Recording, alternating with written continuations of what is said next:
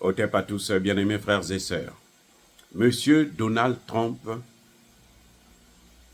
arrive au pouvoir et il prend un certain nombre de décisions. Le même jour, il signe des décrets présidentiels d'une importance capitale. Mais tout ce que Donald Trump décide là, ça ne nous affecte pas, nous, Africains. Au contraire, c'est mieux pour nous. J'ai dit, au contraire, c'est mieux pour nous. Ceux qui ont des problèmes avec, là, c'est l'Amérique latine, c'est l'Europe. Ce sont eux qui sont les victimes de la politique de Donald Trump. Vous savez, quand on parle, par exemple, de l'immigration, prenons le cas simple, immigration. Vous savez, il y a déjà des vols qui ont commencé. Hein? Combien de vols ont pris la direction de l'Afrique? Aucun. C'est des centaines qu'ils ont déjà expulsés depuis 2 ou 3 jours, une semaine, bientôt.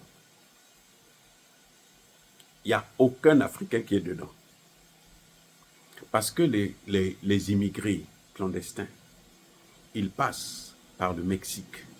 Ce sont beaucoup plus les hispaniques. C'est pas les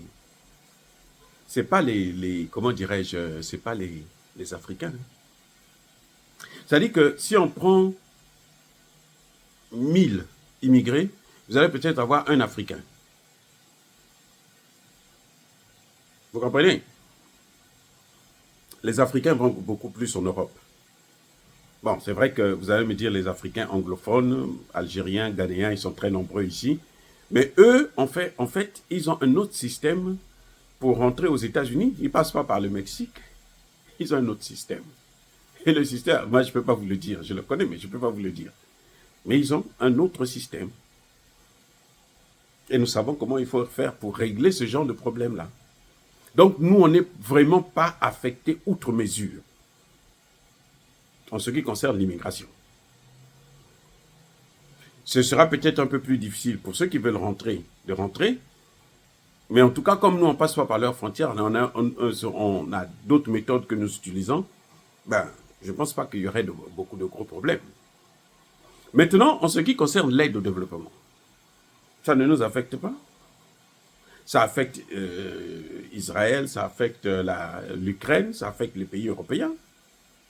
Nous, l'Amérique nous dit quoi? Les premières années de Trump, là, il avait dit bullshit country, non?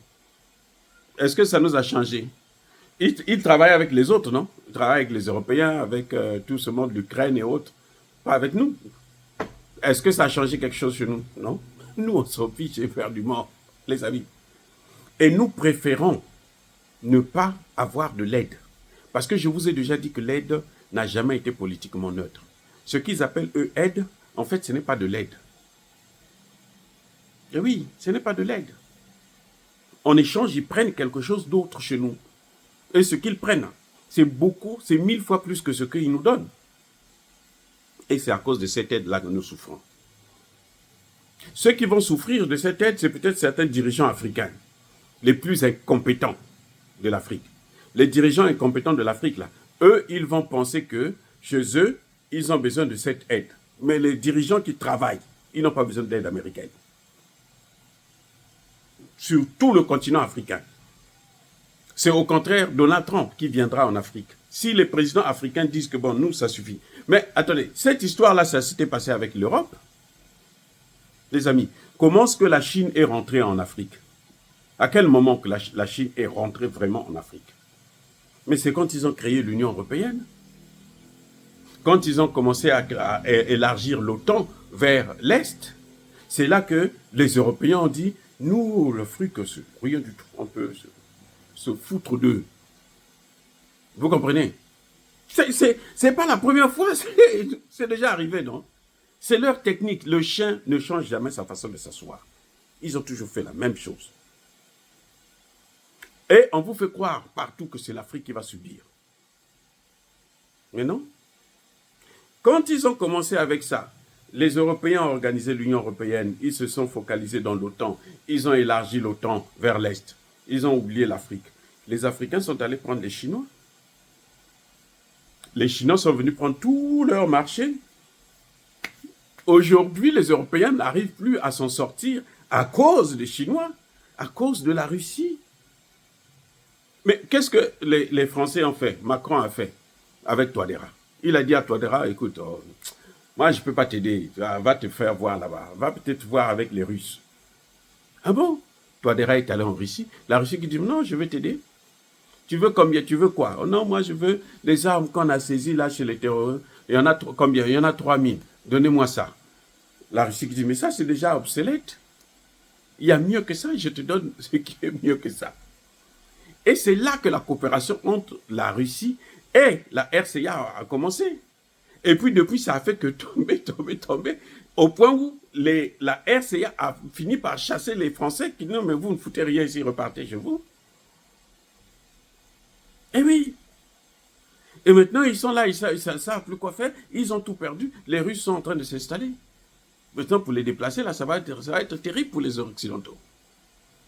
Donc, Donald Trump, là, est en train de commettre la même erreur qu'ils ont déjà commise.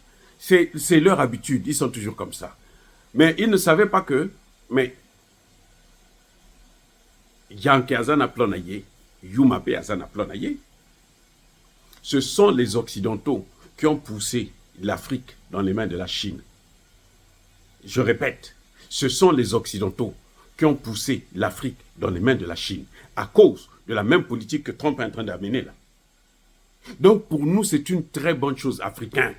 C'est une très bonne, c'est une aubaine. C'est une aubaine. On ne perd rien. Nous sommes les gagnants dans cette politique-là que Trump est en train de vouloir mener en ce qui concerne l'aide. Nous, on veut qu'il arrête ça définitivement. Parce que, vous savez quoi? Si Trump arrête cette aide-là définitivement, eh bien, vous allez voir que le Rwanda va tomber. Le Rwanda ne pourra plus maintenir son armée. Le Rwanda vit que des aides. Et les Européens, là, ils n'arrivent déjà pas à acheter même le gaz. Ils ont des problèmes pour acheter le gaz. Vous savez pourquoi ils ont des problèmes aujourd'hui avec leur industrie? C'est l'énergie. Parce que l'énergie coûte trop cher en Europe maintenant. Donc, pourquoi voulez-vous qu'ils puissent avoir de l'énergie pour aller donner à Kagame? De l'argent à donner à Kagame. Ils n'en auront pas. Il n'y a pas longtemps, ils avaient donné combien? 20 millions d'euros. C'est quoi? C'est de l'argent, ça? Non, ça, c'est l'argent de poche. C'est l'argent de poche pour Tshisekedi, c'est l'argent de poche pour Sassou, pour Biya et autres. Ce n'est pas de l'argent. Parce que l'Europe ne peut plus. Ce n'est pas qu'ils ne veulent pas, mais ils ne peuvent plus. Donc Trump, ce qu'il est en train de faire là, pour nous Africains, c'est une bonne chose. Surtout ne pas aller le supplier. Parce que vous allez le supplier, là, il va vous tordre le cou. Et puis il va prendre tout ce que vous avez. Ne pas aller le supplier. Laissez-le faire ce qu'il a à faire, ses taxes. Quand Trump dit, je veux imposer les taxes, en Afrique, là, il y a combien des Africains qui envoient leurs produits aux États-Unis? Combien? Combien? Vous allez dire la nourriture africaine? Nous, on s'en fout. Même s'il n'y a pas de la nourriture africaine, on va manger la nourriture des Occidentaux ici. Mais oui. Et même la nourriture, là. La nourriture qu'on mange ici aux États-Unis, là, près de 50% vient du Mexique ou passe par le Mexique. Vous comprenez? Près de 50%. Donc, il est en train de faire là, il est en train de jouer. C'est l'intimidation. C'est parce que, vous voyez, quand on est grand et qu'on sent qu'on est en train de perdre ses forces-là, on ne veut pas accepter de descendre. C'est Trump est en train de refuser le déclin de l'Amérique. Mais le déclin est là. Et c'est inévitable. Même le dollar, la dédollarisation, là, c'est inévitable.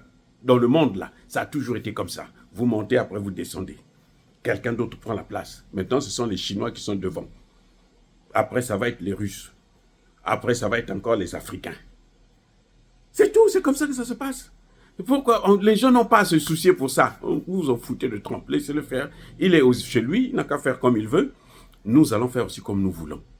Nous, ce que nous demandons à Trump, c'est de ne pas s'immiscer dans nos affaires. Ce n'est pas vouloir venir maintenant gérer comme fait la France. Non, c'est moi qui vais assurer votre sécurité. Non, au nom de quoi? Tu es qui? Tu n'as même pas une armée. Tu es qui? Les rafales, là, ce n'est pas des armes. Les rafales ont échoué là en Ukraine. Déjà, il y en a combien? Il n'a qu'à envoyer ça en Ukraine, on va voir. Si ça va, ils vont réussir à s'en sortir avec. C'est pas possible. Tous les soldats qui ont été formés en Europe, là, notamment en France, là. Plus de la moitié sont des déserteurs. Plus de la moitié. Ils fuient. Ils ne vont même pas sur le terrain. Vous croyez que ça, c'est des gens? Et puis, ils veulent venir nous dire, nous, on va assurer votre sécurité, alors que ce sont eux qui nous amènent les terreaux. Non, on les envoie balader. Bref, bien-aimés frères et sœurs, soyez bénis, abondamment bénis par le Dieu de Kémité, par nos ancêtres évangélisés. Mais que tous ceux qui persécutent le continent africain, le pillent et le déstabilisent, qu'ils soient noirs, blancs, chinois, arabes, juifs, indiens ou qui qu'ils soient punis, maudits, foudroyés, neutralisés, écrasés, effacés par le Dieu de Kémité, par nos ancêtres évangélisés. Vive l'Afrique éternelle, j'ai dit et j'assume.